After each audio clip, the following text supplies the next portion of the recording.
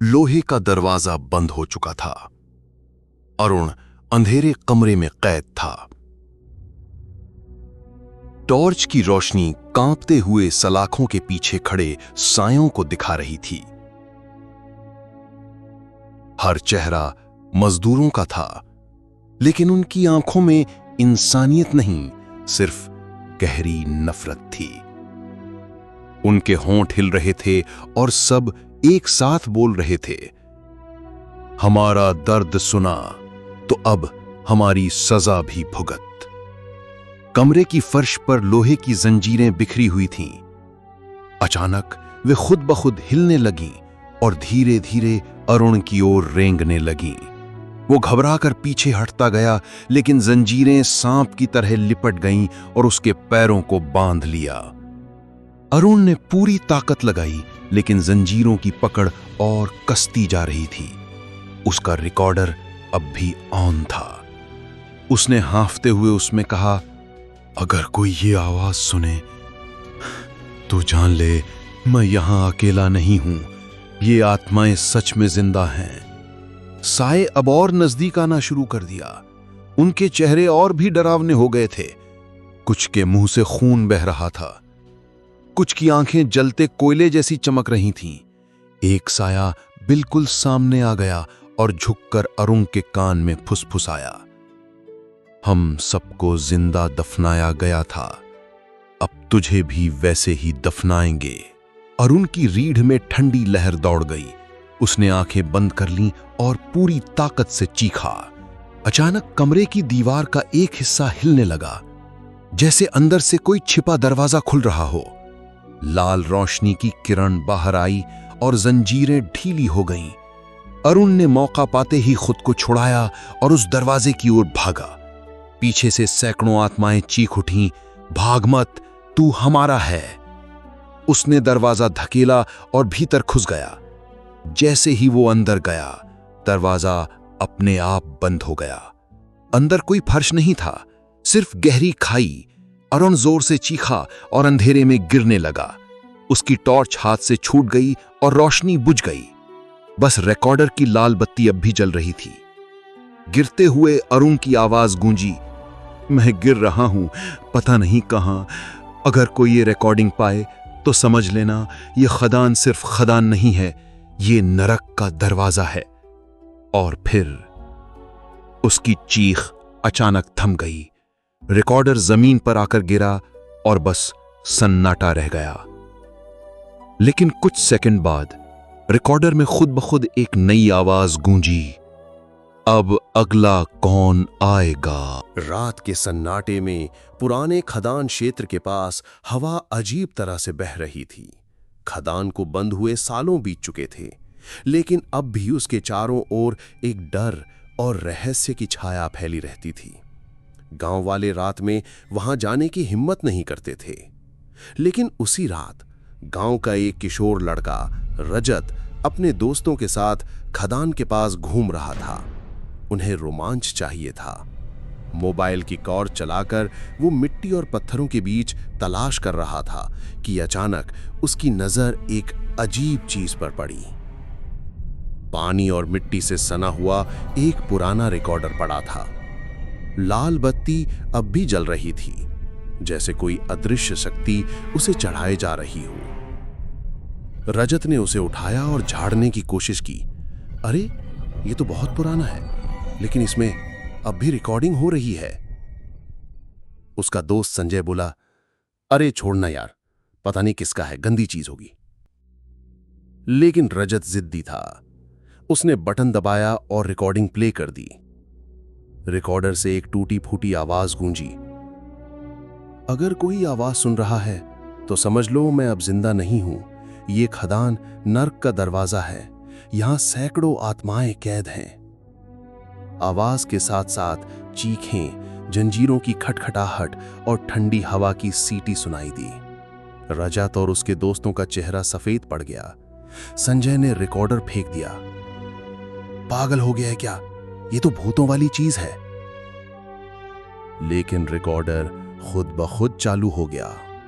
इस बार उसमें और भी खौफनाक आवाजें गूंज रही थीं। अब अगला कौन आएगा?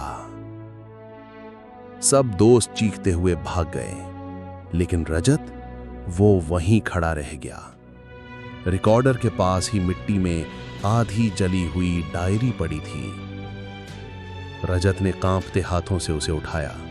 पन्ने फटे हुए थे, लेकिन उनमें मजदूरों की लिखावट साफ झलक रही थी। उसमें लिखा था, हम यहां खुद नहीं मरे, हमें धोखे से मार दिया गया।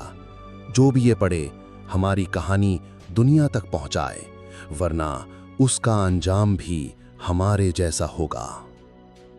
रजत के हाथ कांपने लगे। उसे लगा जैसे मिट्टी के भीतर से कोई उसे घूर रहा है। डरते डरते उसने डायरी अपनी जेब में रख ली। घर लौटकर रजत ने पूरी रात करवटें बदली। रिकॉर्डर उसके बैग में रखा था और बीच बीच में अपने आप चालू हो जाता था। कभी उसमें मजदूरों की चीखें आती, कभी कोई फुसफुसाहट। तू हमारी डायरी पढ़ रहा है, अब तू भाग नहीं पाएगा। अगले दिन उसने गांव के बुजुर्ग गंगाराम बाबा को सब बताया।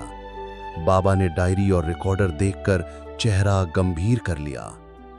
उन्होंने धीमे स्वर में कहा, बेटा, ये खदान शापित है। यहां जो मजदूर मरे थे, उनकी मौत हादसा नहीं थी। उन्हें मारकर जिंदा दफना दिया गया था। उनकी आत्माएं आज भी शांति नहीं पा सकीं। रजत ने हिम्मत करके पूछा, तो क्या मैं ये डायरी जला दूं? बाबा ने गुस्से में सिर हिलाया, नहीं, अगर तूने इसे नष्ट करने की कोशिश की तो वे आत्माएं तुझे जिंदा नहीं छोड़ेंगी। अब तू उनके चंगुल में फंस चुका है। उस रात रजत अपने कमरे में अकेला था। डायरी उसकी मेज पर रखी थी और रिकॉर्डर उसके पास। अचानक कमरे का बल्ब टिमटिमाने लगा। खिड़की अपने आप खुल गई और ठंडी हवा अंदर आई। रिकॉर्डर अपने आप चालू हो गया। इस बार अरुण की टूटी आवाज नहीं, बल्कि किसी औरत की चीख गूंजी। हमको क्यों दफनाया? हमें क्यों मारा? रजत डर से बिस्तर पर बैठ गया। उसकी नजर डायरी पर गई। पन्ने अपने आप पलट रहे थे। एक पन्ने पर खून से लिखा था, अब तेरी बारी है। रजत ने खून से लिखी लाइन पढ़ी, अब तेरी बारी है। उसका शरीर पसीने से भीग गया।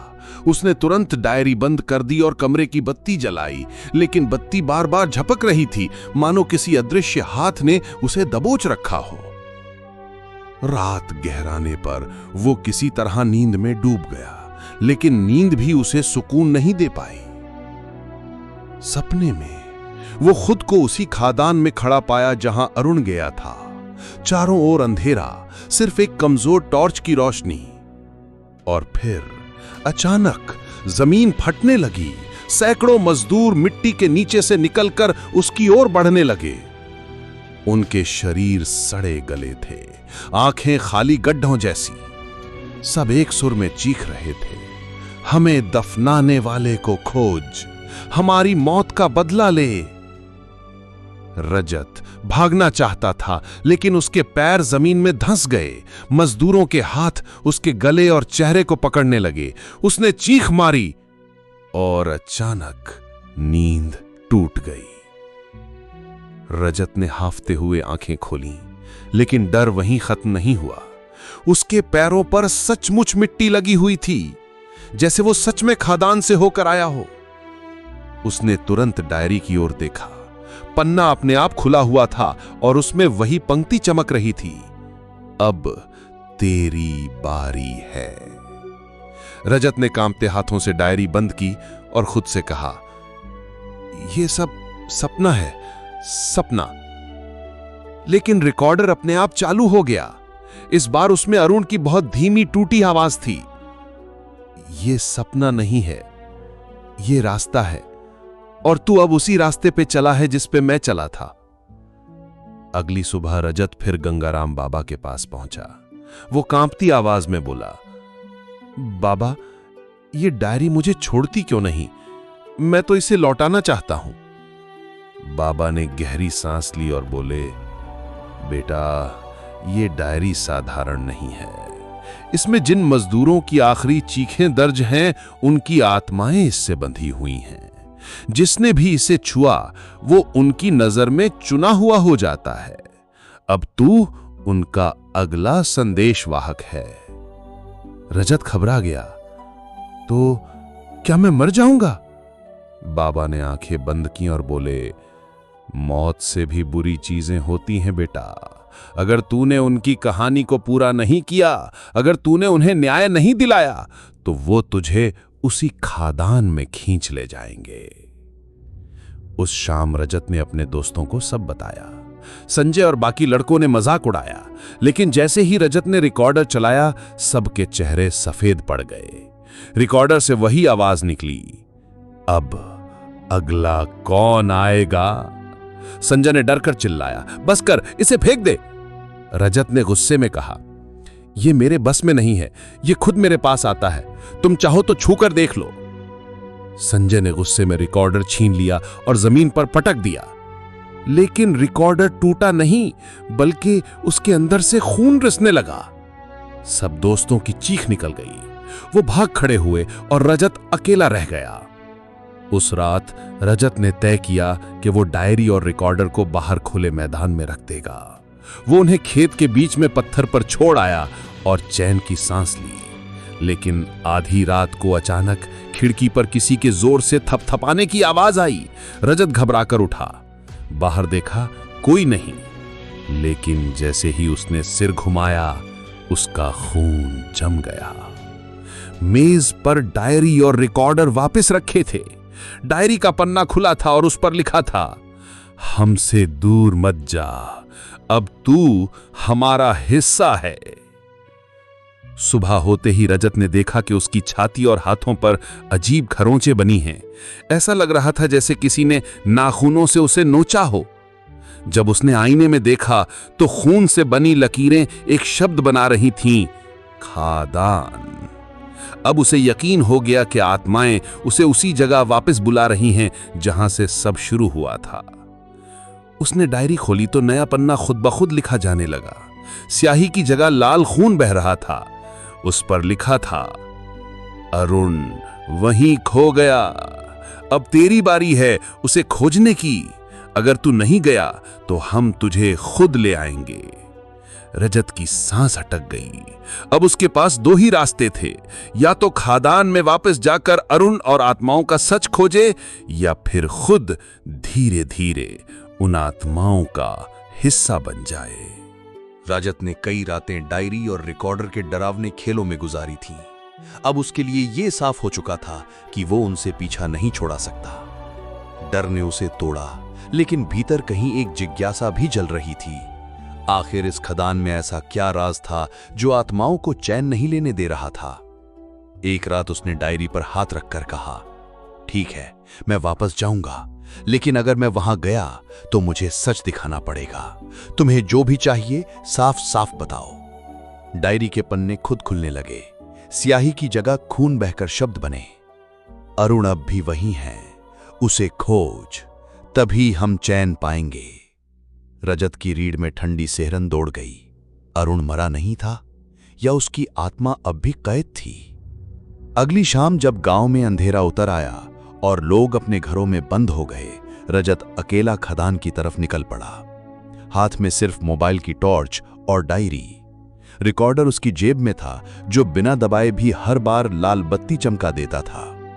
जैसे ही वो खदान के गेट पर पहुंचा, हवा का तेज झोंका चला। गेट अपने आप चरमराते हुए खुल गया, जैसे खदान खुद उसे अंदर बुला रही हो।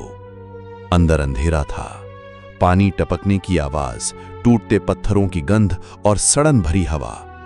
हर कदम पर ऐसा लगता मानो कोई उसके साथ चल रहा हो। रजत का दिल धड़क रहा था, लेकिन वो बढ़ता गया।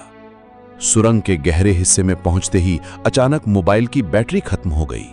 अब सिर्फ रिकॉर्डर से आती लाल रोशनी ही उसका सहारा थी। रिकॉर्डर से अचानक अरुण की टूटी आवाज निकली, रुको मत, मैं यहीं हूं, मुझे बचाओ। रजत की सांसें रुक गईं। क्या सचमुच अरुण जिंदा था, या उसकी आत्मा अब भी कैद थी? सुरंग की दीवारों पर धुंधली आकृतियां उभरने लगी। मजदूर जो मिट्टी में दबे हुए थे अब चलते फिरते दिखाई देने लगे। उनके चेहरे खून से लथपथ, आंखें खाली गड्ढों जैसी। एक मजदूर ने सीधे रजत को देखा और बुदबुदाया, क्यों देर की, हम तो कब से इंतजार कर रहे थे।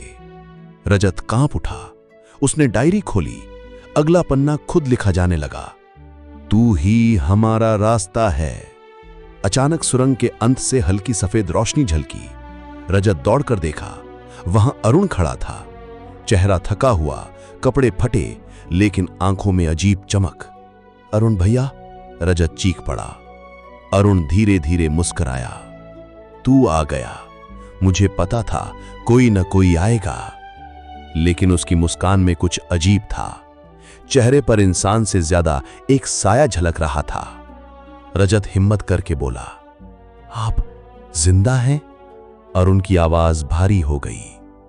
जिंदा और मुर्दे के बीच भी एक दुनिया होती है, मैं वहीं हूं। अरुण ने दीवार पर हाथ रखा। दीवार हिली और उसमें से मजदूरों की परछाइयां बाहर निकल आईं। सब अरुण के पीछे खड़े हो गए। अरुण बोला, इन्हें धोखे से जिंदा दफनाया गया था। मालिकों ने खदान गिराई ताकि मजदूरों की हड़ताल खत्म हो जाए। सब मर गए, लेकिन मौत पूरी नहीं हुई। उनकी आत्माएं अब भी यहीं कैद हैं। रजत की आंखों में आंसू आ गए। तो इन्हें मुक्त कैसे किया जा सकता है? अरुण धीरे धीरे मुस्कुराया, उसका रास्ता डायरी में है, लेकिन उसे पढ़ने की कीमत चुकानी होगी। रजत ने डायरी खोली। पन्नों पर खून के अक्षर उभर आए। उसमें लिखा था, हमारी आत्माओं को मुक्त करने वाला वही होगा जो हमारी पीड़ा को खुद महसूस करे। रजत ने कांपते हुए पूछा, मतलब? अरुण की आवाज गूंजी, मतलब तुझे वही सहना होगा जो हमने सहा था, जिंदा दफन होना। रजत का चेहरा सफेद पड़ गया। नहीं, मैं मर जाऊंगा। अरुण की आंखें अचानक लाल चमक उठी। मौत तो आसान है, लेकिन आत्माओं का श्राप और भी खतरनाक है। अब तू पीछे नहीं हट सकता। जैसे ही अरुण ने हाथ उठाया, जमीन हिलने लगी। सुरंग की छत से मिट्टी और पत्थर गिरने लगे। रजत चीखते हुए भागा, लेकिन मिट्टी उसके पैरों को जकड़ रही थी। दीवारों से मजदूरों के हाथ निकलकर उसे पकड़ने लगे। हर हाथ बर्फ जैसा ठंडा, लेकिन जंजीर से भी मजबूत। रजत ने चीखते हुए डायरी को कसकर पकड़ा। नहीं, मैं उनकी कहानी लिखूंगा, मैं सबको बताऊंगा, प्लीज मुझे छोड़ दो। अचानक सब सन्नाटा हो गया। हाथ मिट्टी में समा गए।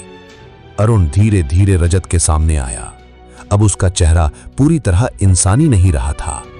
आंखें काली गहराई जैसी और उसके चारों ओर अंधकार का धुआं घूम रहा था। तू उनकी कहानी लिखेगा, लेकिन अपनी नहीं, क्योंकि अगली कहानी तेरे खून से लिखी जाएगी। रजत ने डर से पीछे हटने की कोशिश की, लेकिन रिकॉर्डर अपने आप चालू हो गया। उसमें अरुण की ही आवाज गूंज रही थी, मैंने तुझे यहां खींचा, अब तू बाहर नहीं जाएगा। डायरी के पन्ने अपने आप खुल गए। रजत की हथेली पर गहरी खरोंच उभर आई और खून बहने लगा। खून डायरी पर गिरकर नए शब्द बना रहा था, हमारी अगली सांस तेरे साथ बंधी है। रजत चीख उठा, नहीं, मैं नहीं लिखूंगा। लेकिन पन्ने खुद ब खुद उसकी उंगलियों से खून सोखते रहे। हर अक्षर मजदूरों की चीख जैसा गूंजता, हमारा दर्द, हमारा बदला, हमारी मौत। अचानक सुरंग में अंधेरा और गहरा हो गया। अरुण ने हाथ उठाया और रजत पूरी तरह मिट्टी में धंसने लगा। सिर्फ उसका सिर बाहर रह गया। अरुण झुककर उसके कान में फुसफुसाया, याद रख, अब तू हमारा हिस्सा है। तेरी सांसें, तेरी नींद, तेरी कहानी सब हमारी होगी। रजत की चीख गूंजी। रिकॉर्डर ने सब कुछ कैद कर लिया और आखिरी आवाज सुनाई दी, अगला अध्याय शुरू हो चुका है। रजत अब मिट्टी से आधा दफन हो चुका था। उसकी सांसें भारी थीं, सीना मिट्टी के दबाव से कुचला जा रहा था। लेकिन अचानक जमीन कांपना बंद हो गई। मजदूरों की परछाइयां धीरे धीरे मिट्टी से बाहर निकलीं। सैकड़ों चेहरे एक जैसे घायल, खून से सने। सब उसकी ओर झुके और एक साथ बोले, नीचे उतर, वहां तुझे जवाब मिलेगा। रजत का शरीर अपने आप उठने लगा, जैसे किसी अदृश्य शक्ति ने उसे खींच लिया हो। वो और गहराई में उतरता गया। सुरंगें और भी तंग होती गईं, हवा और भी ठंडी। जैसे जैसे वो नीचे जाता, बदबू और तेज होती। सड़ी हुई लाशों, खून और धुएं का मिला जुला एहसास। दीवारों पर अजीब सी आकृतियां उभरी हुई थीं, जिन्हें देखकर लगता था जैसे कोई दानव पत्थरों पर अपनी कहानी उकेर गया हो। रजत का दिल तेजी से धड़क रहा था। उसने बुदबुदाकर कहा, हे भगवान, ये जगह इंसानों की नहीं है। लेकिन उसके भीतर से दूसरी आवाज आई, भगवान का यहां कोई काम नहीं, यहां सिर्फ हम हैं। वो कांप गया। ये आवाज उसकी नहीं थी, लेकिन उसी के मुंह से निकली थी। काफी देर बाद वो एक बड़े गोल कक्ष में पहुंचा। बीच में विशाल लोहे का दरवाजा खड़ा था, काले रंग का, जिस पर अजीब निशान खुदे थे। दरवाजे से लगातार गर्म भाप निकल रही थी, जैसे भीतर आग जल रही हो। दरवाजे पर खून से लिखा था, जो भीतर झांकेगा वो लौटकर सांस नहीं लेगा। रजत ने कांपते हाथों से डायरी खोली। पन्ने खुद खुल गए। इस बार उस पर लिखा था, यही नर्क का दरवाजा है, इसी से आत्माएं बाहर आती हैं, इसी से अंदर फंसाई जाती हैं। अचानक अरुण की परछाई सामने आ गई। उसकी आंखें पूरी तरह लाल और चेहरे पर शैतानी मुस्कान।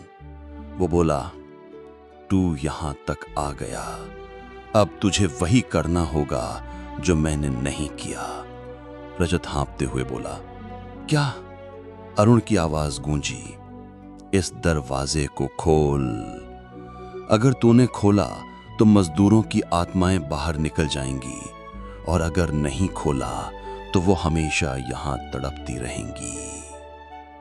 रजत ने पीछे हटने की कोशिश की। नहीं, मैं ये नहीं कर सकता। अरुण की परछाई भयानक रूप में बदल गई। चेहरा पिघले मांस जैसा, आंखें खाली और हड्डियां बाहर झांकती हुई। वो चीखा, करना ही होगा, वरना तू भी हमेशा के लिए यहां कैद रह जाएगा। रजत ने दरवाजे पर हाथ रखा। दरवाजा ठंडा नहीं बल्कि गर्म था, जैसे आग की दीवार छू रहा हो। उसके हाथ में छाले पड़ने लगे, लेकिन दरवाजा खुद धड़कने लगा, जैसे कोई जीवित हो। अंदर से गहरी गूंज उठी, चीखें, कराहें और हंसी का मिला जुला शोर। हर आवाज कह रही थी, खोल खोल, हमें बाहर आने दे। रजत की सांसें तेज हो गईं। उसने आंखें बंद की और पूरी ताकत से दरवाजा धकेला। दरवाजा हिल गया। उसमें हल्की दरार बनी और भीतर से तेज लाल रोशनी बाहर फूट पड़ी। गर्म हवा ने रजत को पीछे धकेल दिया, लेकिन दरवाजे के बीच से एक हाथ बाहर निकला, काला, जलता हुआ, पंजों जैसा। रजत डर से चीख पड़ा। उसने दरवाजा बंद करने की कोशिश की, लेकिन हाथ और बाहर निकल आया। अब पूरे बाजू के साथ उसमें से एक साया बाहर कूद पड़ा। वो किसी मजदूर की आत्मा नहीं था, बल्कि कुछ और ही, एक दानवी आकृति जो इंसानों से ऊंची, पूरी तरह धुएं और आग से बनी थी। उसने सीधे रजत की ओर देखा और कहा, आखिर दरवाजा खुल ही गया।